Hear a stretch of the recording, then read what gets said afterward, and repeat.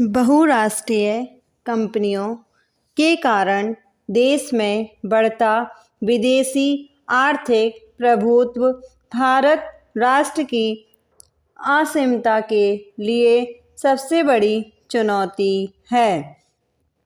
भारतीय बाजार में विदेशी बहुराष्ट्रीय कंपनियों के प्रवेश ने भारतीय माल तथा उद्योगपतियों के समस्त जीवन का संकट खड़ा कर दिया। जितना श्रम तथा छूट सरकार ने विदेशी निवेशकों को दी है, उसका एक छोटा सा भाग भी भारतीय निवेशकों को अपने देश में उपलब्ध कराया जाए तो भारत की आर्थिक स्थिति में इच्छित सुधार लाया जा सकता है। देश की आर्थिक स्थिति को सुधारने का एकमात्र सहारा स्वदेशी आंदोलन हो सकता है। ऐसी स्थिति में वित्त मंत्री तथा सरकार को यह चाहिए कि बहुराष्ट्रीय कंपनियों तथा विदेशी पूंजी निवेशकों को प्रोत्साहन दे तो अभी भी भारत के पक्ष में पासा पलटा जा सकता है। देश की आर्थिक स्थिति को सुधारने का एकमात्र सहारा स्वदेशी आंदोलन ही हो सकता है। देश महात्मा गांधी के स्वदेशी प्रेम की राह पर चलकर अपनी आर्थिक दुर्व्यवस्था को दूर कर सकता है। यदि हमें राष्ट्र की असीमता तथा आर्थिक अस्तित्व को सुरक्षित करना है तो हमें स्वदेशी वस्तुओं के प्रेम को अपना संबल बनाना होगा। प्रधानमंत्री नरसिंह राव तथा उनके वित्त मंत्री को यह चाहिए कि वह ऐसी आर्थिक नीतियों को निर्धारित करें जिससे देश में स्वदेशी उद्योग फूले फले तथा देश के लोगों का पैसा देशवासियों के विकास में काम आए। इन दिनों देश के शाही पर आर्थिक गुलामी की जंजीरें मंडरा रही हैं। गिरती आर्थिक शाख तथा बिगड़ती आर्थिक स्थिति को सुधारने का मंत्र हर भारतीय के पास सुरक्षित है। एक पुनीत कर्तव्य के नाते हर राष्ट्र प्रेमी व्यक्ति का यह दायित्व है कि वह अपने दैनिक उपयोग में अधिक स्वदेशी यानी भारतीय उद्योग द्वारा निर्मित वस्तुओं का प्रयोग करे।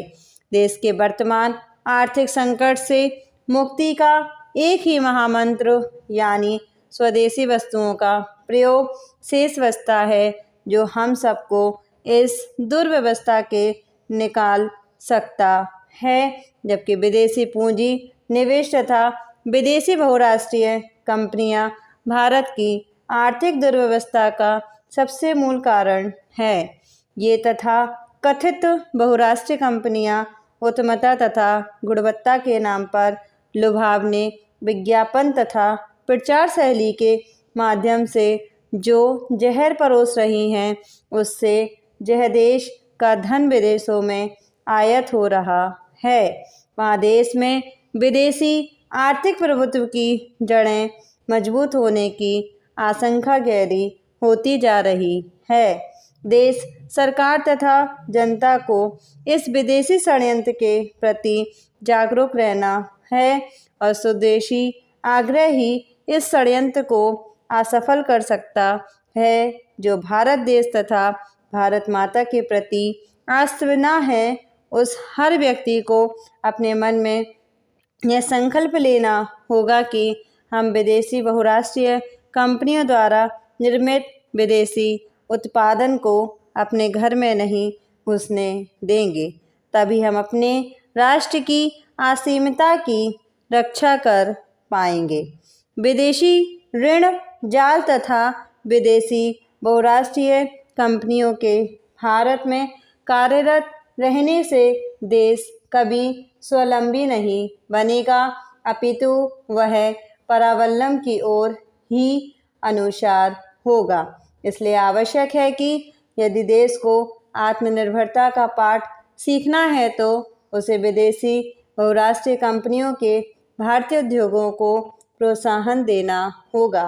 यह काम बखूबी नरसिंह राव सरकार ही कर सकती है।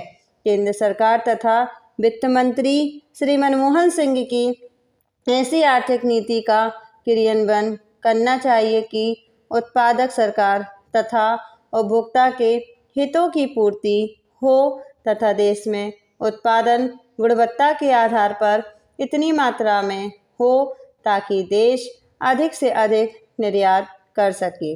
जब देश का निर्यात बढ़ेगा तो देश में विदेशी मुद्रा भंडार में वृद्धि होगी।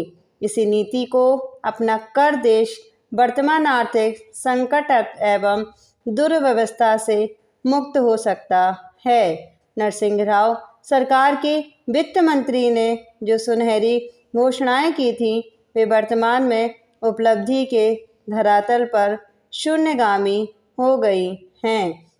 सरकार निर्यात बढ़ाने में तथा देश की आर्थिक स्थिति सुधारने में विफल हो गई है, लेकिन अभी भी हालत काबू से बाहर नहीं है तथा स्वदेशी आग्रह यानी स्वदेश में बनी वस्तुओं का अधिक प्रयोग कर हम देश को आर्थिक संकट से बचा सकते हैं। महात्मा गांधी का स्वदेश आग्रह ही हमारे लिए नंदादीप या प्रकाश स्तंभ का कार्य कर सकता है।